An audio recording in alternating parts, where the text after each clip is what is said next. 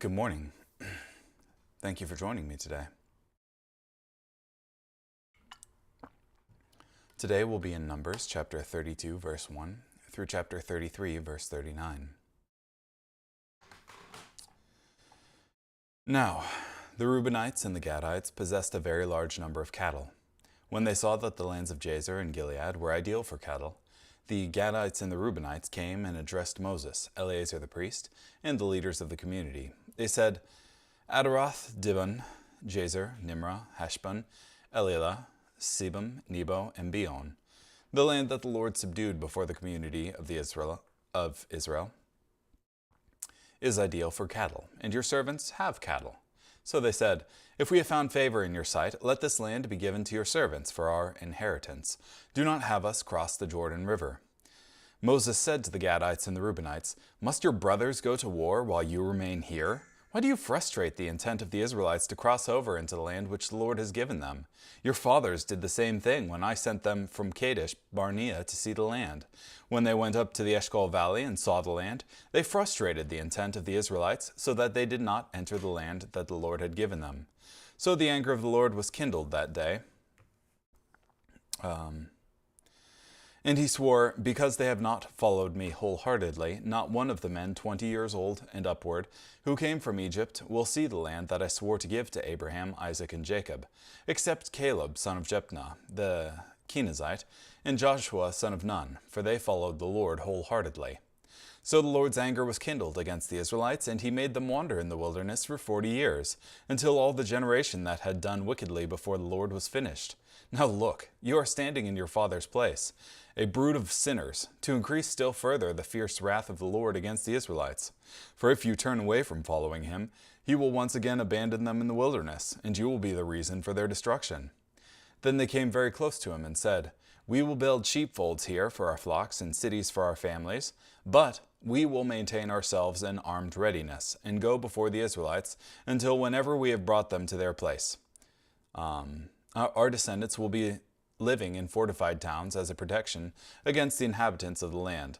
We will not return to our homes until every Israelite has his inheritance, for we will not accept any inheritance on the other side of the Jordan River and beyond, because our inheritance has come to us on this eastern side of the Jordan. Then Moses replied, If you will do this thing, and if you will arm yourselves for battle before the Lord, and if all your armed men cross the Jordan before the Lord, until he drives out his enemies from his presence, and the land is subdued before the Lord, then afterward you may return and be free of your obligation to the Lord and to Israel. This land will then be your possession in the Lord's sight. But if you do not do this, then look, you will have sinned against the Lord, and know that your sin will find you out. So build cities for your descendants and pens for your sheep, but do what you have said you would do. So the Gadites and the Reubenites replied to Moses, Your servants will do as my Lord commands. Our children, our wives, our flocks, and all our livestock will be there in the cities of Gilead. But your servants will cross over, every man armed for war, to do battle in the Lord's presence, just as my Lord says. So Moses gave orders about them to Eleazar the priest, to Joshua son of Nun, and to the heads of the families of the Israelite tribes. Moses said to them, If the Gadites and the Reubenites cross the Jordan with you, each one equipped for battle in the Lord's presence, and you conquer the land, then you must allot them the territory of Gilead as their possession. But if they do not cross over with you armed, they must receive possessions among you in Canaan. Then the Gadites and Reubenites answered, Your servants will do what the Lord has spoken. We will cross armed in the Lord's presence into the land of Canaan, and then the possession of our inheritance that we inherit will be ours on this side of the Jordan River. So Moses gave to the Gadites, the Reubenites, and to the half-tribe of Manasseh, son of Joseph, the realm of King Sihon of the Amorites, and the realm of King Og of Bashan, the entire land with its cities and territories surrounding them. The Gadites rebuilt Dibon, Adaroth, Aroer, Atroth, Shophan, Jazer, Jogbaha, Beth Nimrah, and Beth Horon as fortified cities, and constructed pens for their flocks. The Reubenites rebuilt Heshbon, Elilah, Kiriathaim, Nebo, Baal Meon, with a change of name, and Sibmah. They renamed the cities they built. The descendants of Machir, son of Manasseh, went to Gilead, took it, and dispossessed the Amorites who were in it. So Moses gave Gilead to Machir, son of Manasseh, and he lived there. Now Jair, son of Manasseh, went and captured their small towns, and named them Havoth Jair. Then Noba went and captured Kenath and its villages, and called it Noba after his own name.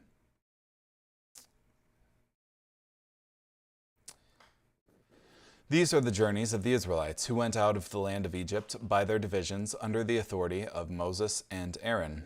Moses recorded their departures according to their journeys by the commandment of the Lord. Now these are their journeys according to their departures. They departed from Ramesses in the first month, on the 15th day of the first month. On the day after the Passover, the Israelites went out defiantly in plain sight of all the Egyptians. Now the Egyptians were burying all their firstborn, whom the Lord had killed among them. The Lord also executed judgments on their gods. The Israelites traveled from Ramesses and camped in Succoth. They traveled from Succoth and camped in Etham, which is on the edge of the wilderness. They traveled from Etham and turned again to Pi-hahiroth, which is before Baal-zephon. And they camped before Migdol. They traveled from Pi-hahiroth and passed through the middle of the sea into the wilderness, and went 3 days' journey in the wilderness of Etham, and camped in Marah. They traveled from Marah and came to Elim. In Elim there are 12 fountains of water and 70 palm trees, so they camped there. They traveled from Elim and camped by the Red Sea. They traveled from the Red Sea and camped in the wilderness of Zin. They traveled from the wilderness of Zin and camped in Dophkah. As they traveled from Dophkah and camped in Alush, they traveled from Alush and camped at Rephidim, where there was no water for the people to drink. They traveled from Rephidim and camped in the wilderness of Sinai. They traveled from the desert of Sinai and camped at Kibroth-Hattaavah. They traveled from Kibroth-Hattaavah and camped at Hazeroth. They traveled from Hazeroth and camped in Rithmah. They traveled from Rithmah and camped at Rimmon-Perez. They traveled from Rimmon-Perez and camped in Libnah. They traveled from Libnah and camped at Risa. They traveled from Risa and camped in Kehelathah. They traveled from Kehelathah and camped at Mount Shefer. They traveled from Mount Shefer and camped in Hardah. They traveled from Hardah and camped in Machalath. They traveled from Machalath and camped at Tahath. They traveled from Tahath and camped at Terah. They traveled from Terah and camped at Mithkah. They traveled from Mithkah and camped in Hashmonah. They traveled from Hashmonah and camped in Maseroth. They traveled from Maseroth and camped in Bene-Jaakan. They traveled from Bene-Jaakan and camped at Hor-Hagadad. They traveled from Hor-Hagadad and camped in Jotbathah. They traveled from Jotbathah and camped in Abranah. They traveled from Abranah and camped at Ezion-Geber. They traveled from Ezion-Geber and camped in the wilderness of Zin, which is Kadesh. They traveled from Kadesh and camped in Mount Hor at the edge of the land of Edom. Aaron the priest ascended Mount Hor at the command of the Lord, and he died there in the 40th year after the Israelites had come out of the land of Egypt on the first day of the 5th month. Now Aaron was 123 years old when he died in Mount Hor.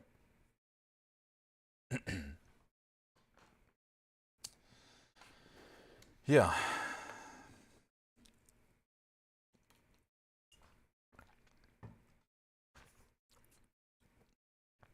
So, after the battles that Israel had fought on their way into the Promised Land, that is with Og and Sihon here,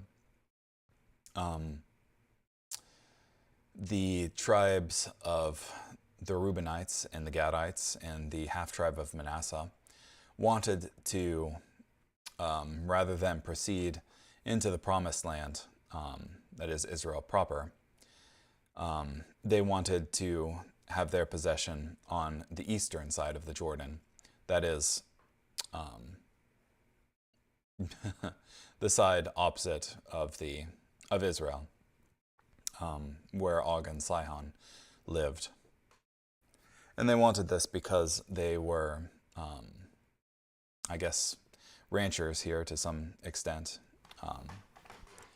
and that they thought the land was good for cattle. But Moses misunderstands the request as them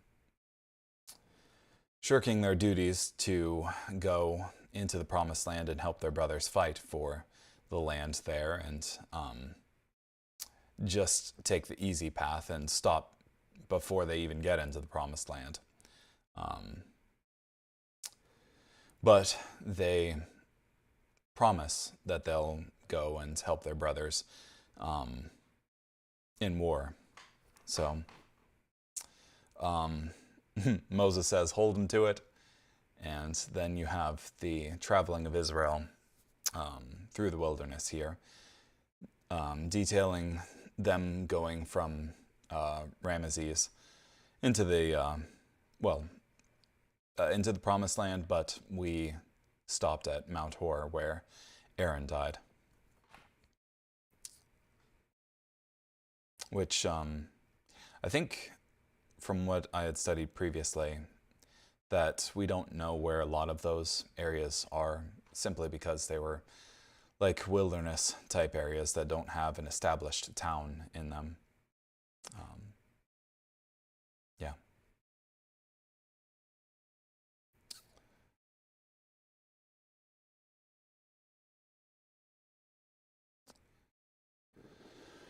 Do not take us over the Jordan. For some 400 years, the tribes of Israel longed to go over the Jordan into the Promised Land. Now it seemed that these two tribes were content to come short of crossing the Jordan and seemed to be satisfied with settling for less. That any Israelite tribe should consider settling outside the land promised to Abraham showed a disturbing indifference to the divine word, the word on which Israel's existence entirely depended. Why will you discourage the heart of the children of Israel from going over into the land which the Lord has given them? Moses feared that the attitude of the tribes of Reuben and Gad would keep the other tribes from going into the Promised Land. Their attitude said, "We've fought enough and suffered enough already. Let's settle down where we're at." Moses' fear had a foundation. If you want to press on with the things of the Lord and go deeper and further with him, there's a sure way to discourage that desire. Start hanging around believers who are content with where they are and who don't want to press on with the Lord. Complacency is contagious. Shall your brethren go to war while you sit here? Moses wanted them to know that there was a battle to fight, and they were all in it together. Just because these tribes were content with where they were at did not relieve them of the responsibility to keep the battle going.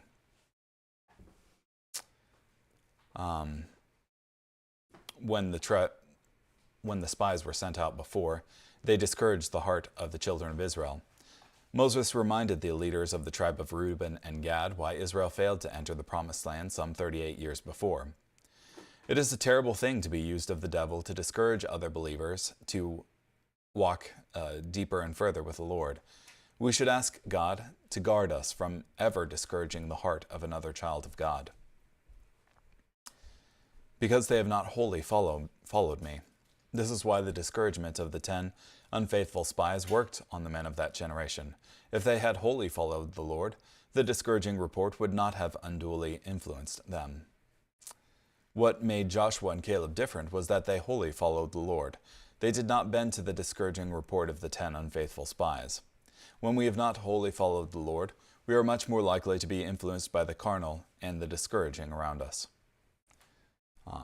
If you turn away from following him, he will once again leave them in the wilderness. Perhaps this generation figured they had a free ticket to the Promised Land, no matter what, because the dues had already been paid by the previous generation of unbelief. No way, they can perish just like the previous generation if they walk in that same unbelief. You will destroy all these people. It was as if Moses said, your discouragement of the nation would mean that you have destroyed them, just as the 10 unfaithful spies destroyed the previous generation. Moses perhaps felt that the tribes of Reuben or Gad made a bad choice for themselves. That is, they hurt themselves by settling on the land east of the Jordan River. But Moses did not confront them with that issue. If a child of God is content to settle for less in their Christian life, there is little or nothing one can do. But when their complacency begins to affect their brothers and sisters, it must be confronted. This was the basis of Moses' confrontation.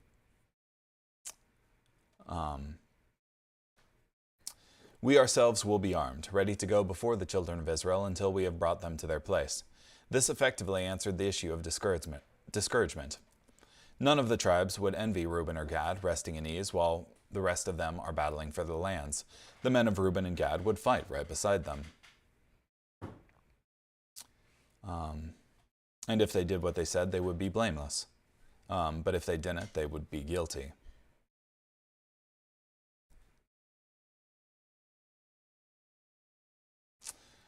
Sometimes doing nothing is a great sin, and it is a sin that will certainly become evident and will find us out. So Moses gave to the children of Gad, to the children of Reuben, and to the half-tribe of Manasseh, the son of Joseph. Numbers 32:33 introduces another tribe, actually, half the tribe of Manasseh, who are likewise content to settle on the lands east of the Jordan River. So in total, 2 1/2 tribes never took possession of land west of the Jordan River.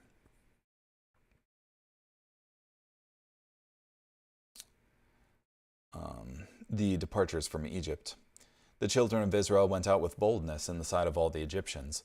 Though they were slaves, they did not have to shrink out of Egypt. God gave them the boldness to leave as conquerors, not as escaping slaves. On their gods, the Lord had executed judgments. The plagues the Lord brought upon Egypt were not randomly chosen. They were specifically intended to humble the people and rebuke their belief in the bizarre and demonic Egyptian deities. Yeah. And essentially you had the Egyptians asserting that these deities of theirs were in control of various aspects of nature, or were manifestations of aspects of nature, like the Nile itself. And as such, if they could entreat these aspects of nature, then potentially they would reap for themselves some material benefit from them. However, God proved himself stronger than any of the deities who weren't really deities of Egypt, in that he showed that he exercised control over all of reality, and that ultimately, whatever it was that the Egyptians were worshiping had no control or authority. Yeah. Then the children of Israel moved from Ramesses and camped in the wilderness of Sinai. This portion of the journey took them more than a year, but most of that time was not spent traveling, but in receiving the law at Mount Sinai. They moved from the wilderness of Sinai, the portion of the journey that took them some 38 years, not because the distance was so long, but because God led them in wanderings, because the generation of unbelief had to die in the wilderness before a generation of faith could be raised up to take possession of the promised land. Kibroth Hattaavah, Hazeroth Rithmah. The listing of Israel's encampments come rapidly. More than 30 place names are given in quick succession. During this time, there was a lot of activity for the people of Israel, but no progress. They weren't coming any closer to the promised land and would not come closer until the generation of unbelief passed away. Yeah. Anywho, thank you so much for joining me today. Hope you have a great day. Bye.